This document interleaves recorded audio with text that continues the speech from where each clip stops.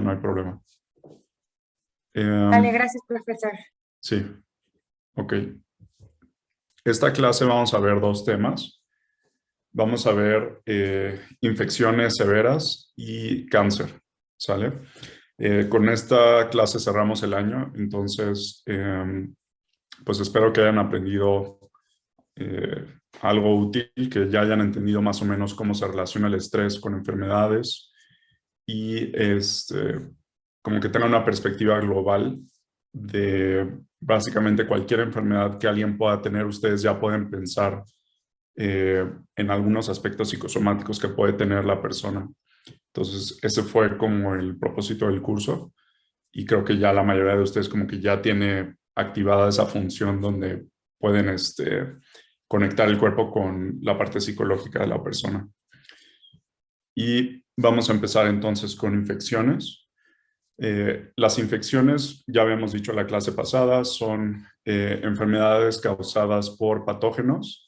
Vamos a tener bacterias, virus, parásitos, hongos causando estas infecciones. Y para que sean consideradas severas, la persona tiene que ser hospitalizada, o sea, la tienen que llevar al hospital, o bien su vida tiene que estar en riesgo. Entonces, tienen que ser infecciones muy severas, ¿sale? Infecciones básicamente que disminuyan los signos vitales, disminuyen saturación de oxígeno, aumentan frecuencia cardíaca a niveles por arriba de 100. Básicamente infecciones que son muy problemáticas para la persona. No es la gripa común. Las enfermedades infecciosas no son consideradas algo tan psicosomático en general. ¿Por qué? Porque hay factores muy importantes ambientales, ¿ok? Si una persona con la que viven está con alguna cosa contagiosa, es muy probable que esa persona los pueda contagiar a ustedes. Entonces, no tiene tanto que ver la parte, digamos, psicosomática en ese sentido. Pero sí hay un aspecto psicosomático importante en enfermedades infecciosas, que es que si las personas, ya vimos la clase pasada, estuvieron estresadas por algún momento, puede ser algunos días, eso les va a bajar las defensas, ¿sale? Y si además, como vamos a ver ahora, tienen depresión o tienen estrés por más de una semana, pueden desarrollar infecciones ya más severas, ¿ok? Estas enfermedades infecciosas van a estar más o menos a la altura de los síndromes de inmunodeficiencia generales. Entonces necesitamos que se bajen un poco las defensas. Una persona que no está estresada, que come bien, que tiene buenos hábitos de dormir, que hace ejercicio, etcétera, es muy difícil que desarrolle una infección severa. O sea, necesita tener una exposición muy alta a un patógeno, ¿sale? Entonces pueden verlo como que o ambientalmente tuvieron mucha mala suerte y se expusieron a algo muy contagioso, como por ejemplo las nuevas cepas de COVID. Ahí inclusive si son personas sanas les puede dar una infección severa, ¿sale? Pero en personas que obviamente están más debilitadas, pues la parte psicosomática ahí es donde juega un aspecto, ¿sale? También la parte genética es importante. Ahorita ya lo vimos con COVID. Hay personas que por genética son muy susceptibles al COVID y personas que son muy resistentes. Seguramente ustedes conocen a personas que no se han enfermado a pesar de estar conviviendo con gente todos los días que tiene COVID y nunca les ha dado nada severo. Esas personas probablemente tienen algo genético, además del hecho de que se cuidan bien, ¿sale? Entonces la genética también juega un rol muy importante. Ok, vamos a comenzar hablando de heridas. Generalmente para que comience una infección en una persona tiene que haber una entrada del patógeno al organismo. Esto puede ser por vías respiratorias, por otras vías mucosas, y lo que normalmente pasaba mucho antes era la entrada era por heridas, sobre todo si eran por bacterias. Entonces, las heridas son lesiones corporales que pueden ser debidas a algún traumatismo y esto permite fácilmente que se rompa nuestra mejor barrera, que es la piel, ¿sale? ¿Qué tiene que ver el aspecto psicosomático con las heridas? Generalmente cuando nos teníamos heridas, estábamos bajo ciertas presiones del ambiente, o sea, teníamos que luchar contra algún depredador o teníamos que huir de un depredador. Entonces, estábamos generalmente bajo estrés en ese momento. ¿Y qué se imaginan que hace el estrés en términos de las heridas? ¿Creen que las heridas permanezcan más tiempo abiertas por estrés o menos tiempo, que el estrés haga que cierren más rápido? Si creen que permanecen abiertas más tiempo, presionen el botón rojo. Y si creen que el estrés hace que las heridas cierren más rápido, presionen el botón verde para ver más o menos cuántos de ustedes piensan una cosa comparada con otra. Ok, entonces la mayoría está poniendo que hace que cierre las heridas más rápido. Eh, el estrés justamente lo que hace es tratar de aumentar a corto plazo la actividad del sistema inmunológico. Y en términos de las heridas, el estrés lo que trata de hacer es mantenerlas abiertas, porque justamente como está activando el sistema inmunológico al corto plazo, el estrés, para ayudarnos a combatir sobre todo bacterias, las heridas se mantienen abiertas para que puedan llegar las células del sistema inmune a esos sitios y poder combatir la infección. Si se cerrara la herida muy temprano, eso puede dificultar la llegada de células del sistema inmune a ese sitio, porque necesitamos sobre todo la llegada por sangre. Entonces, por eso cuando la gente está estresada, las heridas tardan más tiempo en cerrar. Paulina, no sé si tienes alguna pregunta. Sí, por ejemplo, cuando las heridas en este caso son internas, también es lo mismo, o sea, tarda, bueno, o También. sea, si hay estrés y todo, también tarda. Sí, si tuvieran, por ejemplo, un accidente de coche, asociado con estrés después del accidente, eso haría que probablemente tuvieran más tiempo de sangrado de algunos órganos o algún otro problema porque no cierran rápidamente las heridas. ¿Ok? Y entonces el estrés estaba asociado como con un mayor aumento de la respuesta inmune y tardan en cicatrizar las heridas precisamente porque quieren todavía enviar células del sistema inmune por la sangre a esos sitios. Y si cicatrizaran, eso ya no ocurre y tienes el riesgo de que la infección pueda diseminarse a otros lados. ¿Sale? No solamente el estrés tipo ansiedad nos va a generar esa apertura, sino también asociado con depresión. La depresión puede hacer la cicatrización hasta 4 veces más lenta de una herida. ¿Ok? ¿Y qué pasa con las personas que van a ser operadas? En toda operación se va a producir algún tipo de cicatriz o algún tipo de herida, aunque sea interna. Eh, lo que sucede normalmente es que las catecolaminas y el cortisol que tienen las personas que están muy estresadas por estar operadas, eso va a causar cambios que son los responsables de que cicatrice más lento. Entonces, ¿qué hacen? Sobre todo el cortisol en niveles elevados va a matar a las células que causan la cicatrización, que son los fibroblastos. Entonces, destruye a los fibroblastos, hace que ya no se puedan duplicar, entonces disminuye la población de fibroblastos y hace que produzcan menos colágeno. Entonces, como se produce menos colágeno, no pueden cicatrizar fácilmente esas heridas. En personas que están muy estresadas por una cirugía, se han hecho muchos estudios y más o menos tardan hasta 40% o hasta 4 veces, o sea, de 40% a 300% más de tiempo en cicatrizar las heridas, ¿sale? Por eso es un factor de riesgo si las personas están muy estresadas antes de entrar a una cirugía, ¿sale? Va a alterar también el estrés, el flujo sanguíneo. Entonces el estrés puede cambiar el tipo de microambiente de flujo sanguíneo afectando el cierre de la herida. Y se han hecho estudios con personas que cuidaban a familiares que tenían demencia, por ejemplo, que tenían enfermedad de Alzheimer, y se sabe que los cuidadores son personas que están estresadas porque tienen que estar cuidando a sus papás o a sus familiares todo el tiempo. Y entonces les tomaron diferentes medidas y encontraron que la cicatrización en promedio es 10 días más lento en estas personas comparado con una población control. ¿Sale? Entonces la cicatrización de heridas es mucho más retrasada. Y otro grupo que también han llegado a usar son estudiantes que hacen exámenes. Entonces, por ejemplo, ahorita ustedes, si se hicieran una herida, van a tardar mucho más tiempo en cicatrizar por el estrés. ¿Sale? Y el mecanismo parece ser mediado por citocinas, sobre todo interleucina 1 beta. Entonces, el estrés disminuye la producción de interleucina 1 beta y eso hace que se cicatrice más lento. ¿Ok? Esto ya es un efecto súper conocido y tenemos más de 200 estudios verificándolo. ¿Ok? Entonces, nada más asocien eso de problemas de cicatrización con estrés. Ok, y ahora sí vamos a hablar de la función inmunológica. Ya habíamos repartido los tipos de estrés y habíamos dicho que el estrés crónico, pero no ultracrónico, era menor de una semana. Si dura más de una semana, le vamos a llamar estrés ultracrónico y aquí ya va a afectar directamente la función inmunológica. ¿Sale? Este es el tipo de estrés crónico y aquí podemos ver cómo la función inmunológica va cayendo. En un estrés que es reducido, sobre todo menos de 24 horas, va a estar aumentado. Y de 24 horas a una semana va bajando, bajando, bajando. Y ya después un estrés mayor a una semana, ya tienes el sistema inmunológico muy apagado. Aquí ya entran las hormonas esteroides, como el cortisol, siendo producidas en niveles muy altos.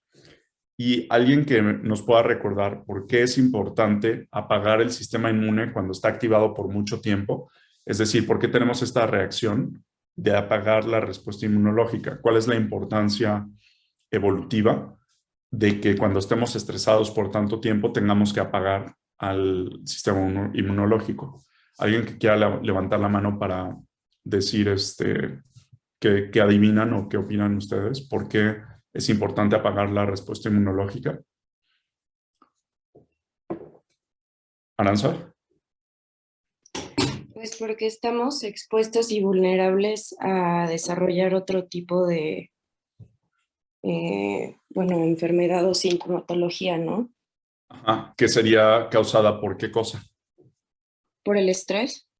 Por el estrés, pero sobre todo por el efecto en el sistema inmunológico. O sea, lo tenemos que apagar porque si no lo apagáramos, ¿qué estaría pasando con el sistema inmune después de estar estresados? ¿Qué es lo que vemos aquí? Un incremento.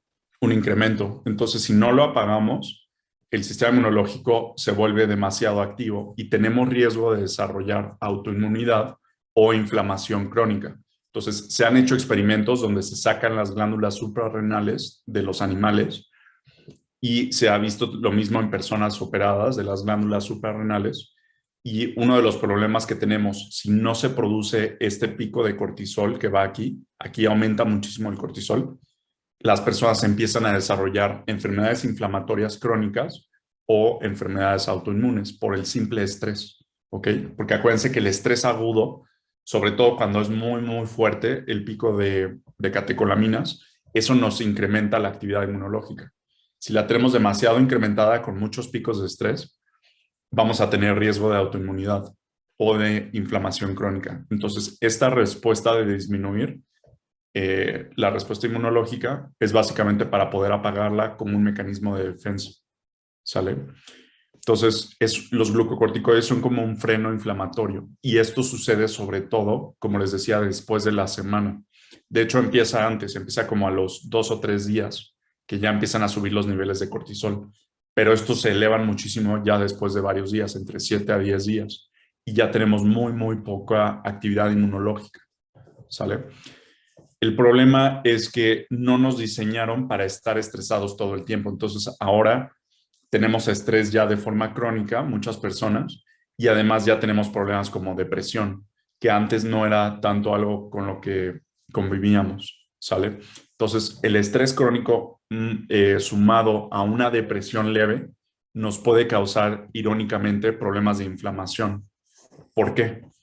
Porque si producimos demasiado cortisol por mucho tiempo, empezamos a alterar los receptores de glucocorticoides, ¿sale? Entonces, el producir demasiado tiempo cortisol, aquí ya estamos hablando más de un mes, por ejemplo, no estamos diseñados para tanto tiempo. Entonces, una persona que maneja ciertos niveles de cortisol por mucho tiempo, estamos hablando como un mes, puede llegar a hacer resistencia a ellos. Y si hace resistencia, entonces tenemos inflamación, ¿sale? Tenemos inflamación continua. Sobre todo se ha visto en personas que tienen depresión más ansiedad crónica. Entonces la fórmula perfecta es depresión leve más ansiedad crónica. Depresión leve más ansiedad crónica es igual a inflamación. Y por eso las personas que tienen estos problemas desarrollan inflamación crónica, inflamación un poco más leve, pero que la tienen todo el tiempo, es continua. Y este tipo de inflamación, no estoy hablando de los tipos de inflamación alérgica. Aquí estamos hablando de inflamación como más las que tienen las enfermedades como las que terminan en itis, ¿sale? No sé si alguien nos puede, aquí pueden levantar la mano para decirnos ejemplos de enfermedades que terminan en itis, que son ejemplos de inflamación crónica que seguramente muchos de sus familiares tienen, sobre todo si son mayores de 45 años, sobre todo, que pueden ser por inflamación crónica. Paulina. Como colitis nerviosa. Ajá, colitis. Aquí no pondremos tanto la nerviosa, porque la nerviosa es más compleja. La nerviosa sobre todo va a ser por un acontecimiento de estrés muy severo asociado con algún problema en el colon, no una translocación bacteriana o lo que sea. Pero otros tipos de colitis. Aquí estamos hablando, por ejemplo, de colitis pseudomembranosa y otros tipos de colitis que ya son más severos.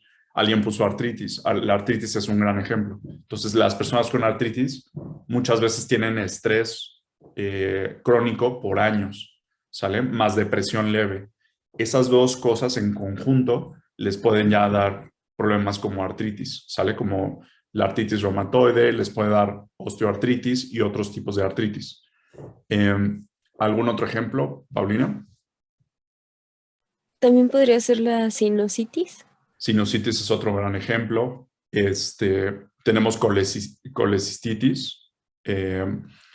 Cualquier persona que no sé si hayan tenido familiares que se les atoran, se les forman piedras biliares que les tapan la vesícula biliar, van a tener colecistitis, ¿sale? Y a estas personas se les tiene que operar y se les quita la vesícula biliar. Normalmente igual son personas con muchos niveles de estrés crónico continuos y a veces depresión leve, ¿sale? Tenemos también diverticulitis, pancreatitis, apendicitis, todas las que terminan en itis son ejemplos de inflamación crónica, ¿sale? Y ese es básicamente el mecanismo.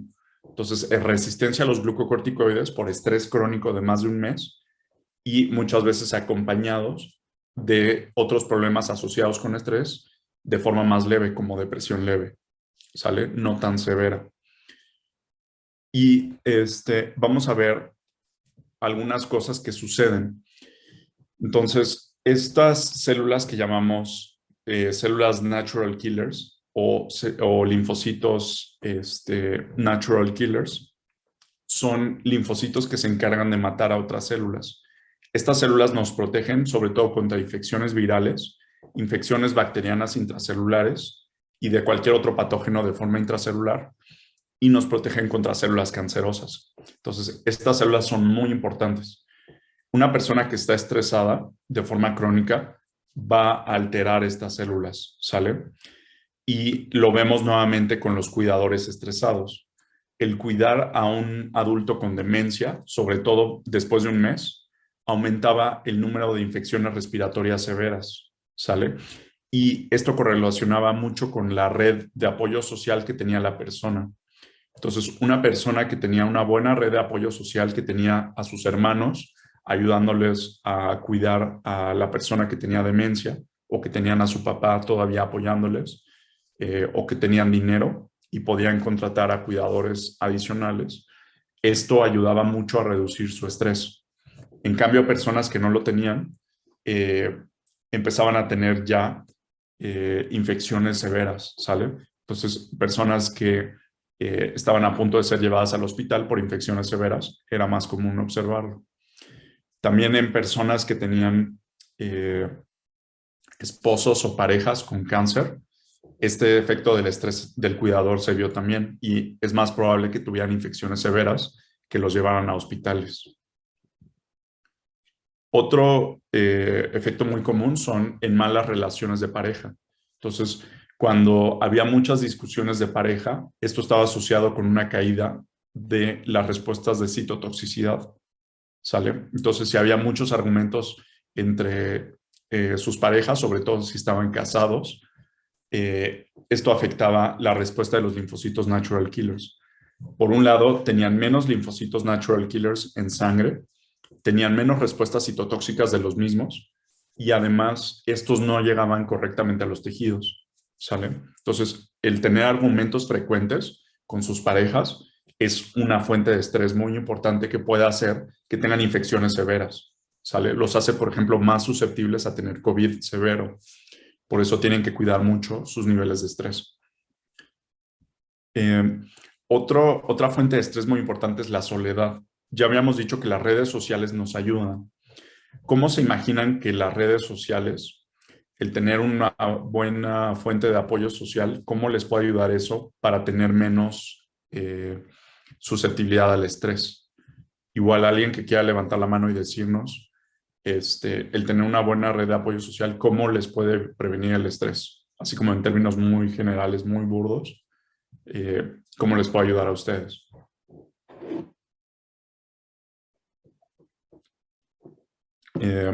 Alexa, no sé si tú nos quieres decir, ¿cómo puede el tener una buena red social? Por ejemplo, que tengas a tus familiares apoyándote todos los días, etcétera. ¿Cómo puede eso mejorar tu reactividad al estrés?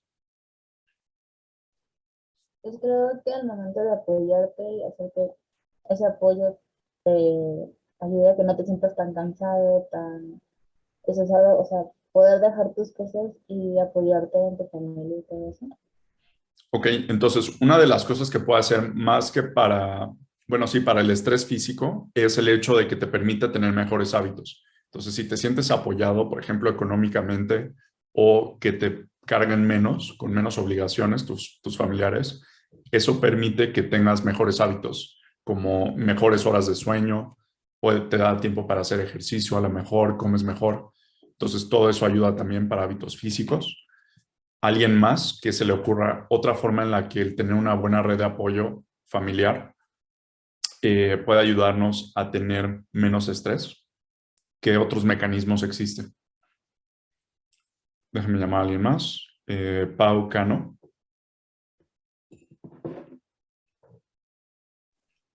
Pues, no sé, se me ocurre con amigos poder salir como a distraerte o algo así. Entonces, una de las cosas que se ha visto, y no sé si esto se los dije la clase pasada, creo que sí, pero voy a abrir la presentación porque creo que no lo vimos como tan a detalle. Están ciertas áreas del cerebro se asocian con conexión social, ¿sale? Que son la corteza prefrontal ventromedial, ¿sí? El área septal y el cuerpo estriado. Estas zonas se activan en personas que todo el tiempo están teniendo relaciones sociales. Y una persona que está aislada, se activan otras áreas cerebrales, como la corteza cingulada anterior, la amígdala, que ya sabemos que está asociada con el estrés, y la sustancia gris periacueductal junto con la ínsula anterior.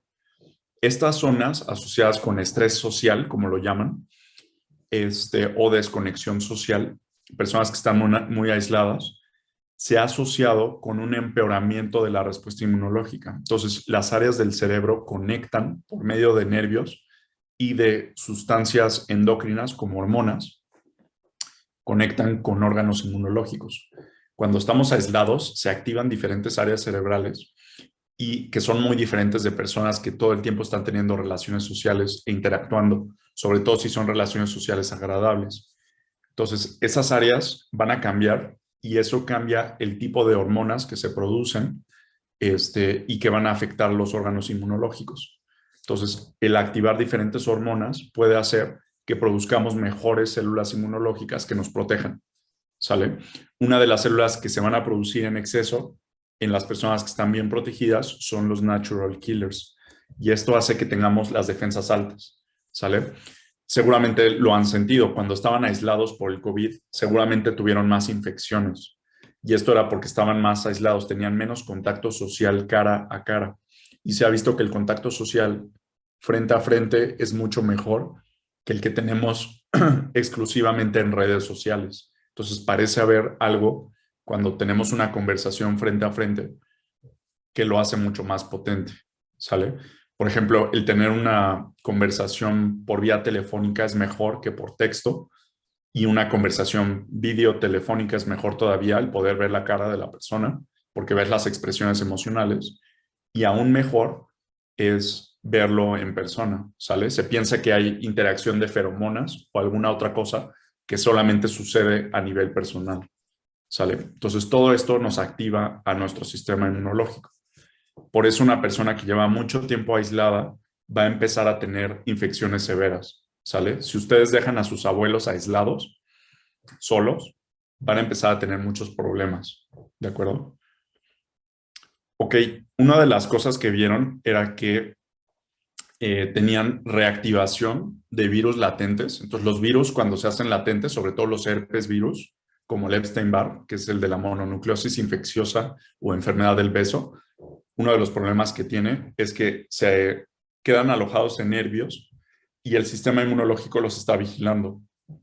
Pero cuando tenemos estrés, el virus sensa los niveles de hormona de cortisol y se vuelve a activar. Entonces tenemos reactivación viral. Esto se ve porque aumentan los anticuerpos contra los virus. Y en personas que estaban solas, se vieron que los anticuerpos contra los virus que estaban latentes aumentan muchísimo, ¿sale? Entonces las personas que están muy aisladas pueden tener reactivaciones virales. Y en adultos grandes les da una cosa que se llama herpes zóster, ¿sale? Que es una enfermedad súper dolorosa y que ocurre por reactivación del virus de la varicela, sobre todo en personas mayores. Y bueno, comparado con personas que no estaban solas, estos anticuerpos eran más elevados. Disminuyó también otros linfocitos, que son linfocitos de memoria citotóxicos, y esto también hacía que hubiera más reactivación del virus Epstein-Barr, que es el virus de herpes. Y disminuía una citocina que se llama factor inhibidor de leucocitos, que se sabe que es muy importante para prevenir la reactivación viral, ¿sale? Entonces se previenen también citocinas que son importantes. Otro tipo de estrés que puede causar esto es estrés académico prolongado. Entonces, personas que tenían una clase muy difícil por todo un semestre, por ejemplo, era más probable que tuvieran esta reacción. Y se ha asociado también con estrés crónico en zonas que fueron afectadas por algún desastre terrible.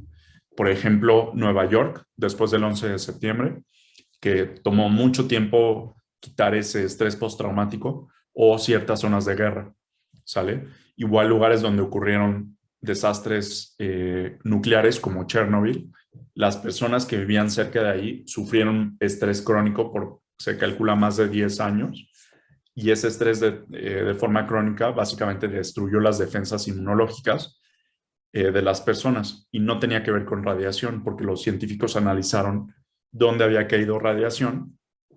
Y aquí ya estábamos hablando de zonas que no fueron afectadas, pero que estaban cerca, y que era más bien el estrés de estar muy cerca de una zona de alto conflicto, ¿sale?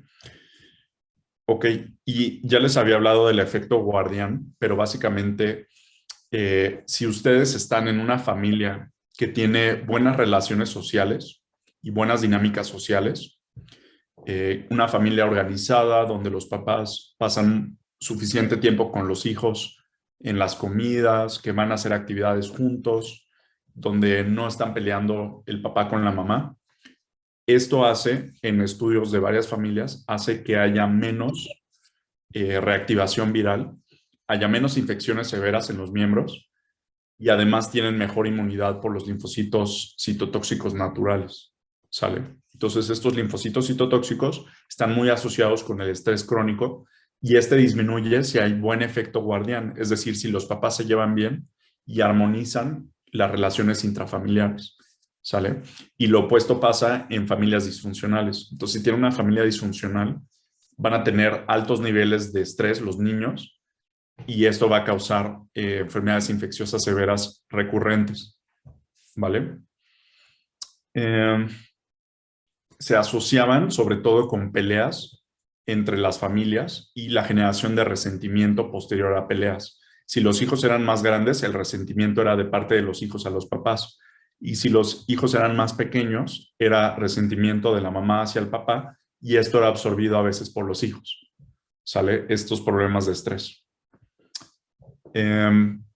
Ok, personas que no tenían pareja